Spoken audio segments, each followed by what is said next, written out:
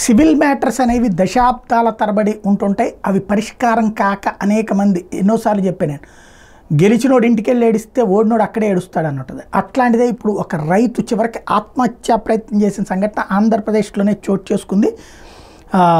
ఏదైతే బొమ్మనహాళ్ దగ్గర జరిగినటువంటి అంశం ఇది. తారకాపురం గ్రామానికి చెందినటువంటి రైతు సుంకన్నకి కల్లు దేవనహళ్ళి రెవెన్యూ గ్రామ పరిధిలో 63C2A3 సర్వే నెంబర్లో 6.68 ఎకరాల భూమి ఉంది. దీని తండ్రి లింగప్ప 1974 సంవత్సరంలో కొనుగోలు చేశాడు. అయితే ఇందులో 2.5 ఎకరాల పొలం కబ్జాకు గురైంది. విడపనకల్లు మండలం పాల్తూరు గ్రామానికి చెందిన శాంతమూర్తి అనే వ్యక్తి, ఎకరా గోవిందవాడ గ్రామానికి చెందినటువంటి నరసింహులు అనే వ్యక్తి 1.5 ఎకరాల చొప్పున పాస్ పుస్తకాలు చేయించుకున్నారు. విషయం మీద సుంకన్న 15 ఏళ్లుగా రెవెన్యూ అధికారుల చుట్టూ తిరుగుతున్నా పట్టించుకోలేదు.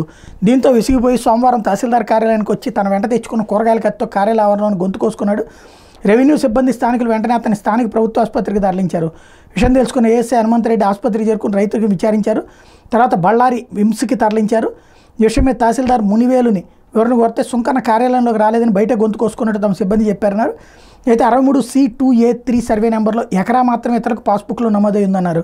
విషయం మీద సుంకన్న హైకోర్టుకు వెళ్ళినట్టు చెప్పారు. వివాదం ప్రస్తుతం కోర్టు పరిధిలో ఉందని చెప్పుకొచ్చారు.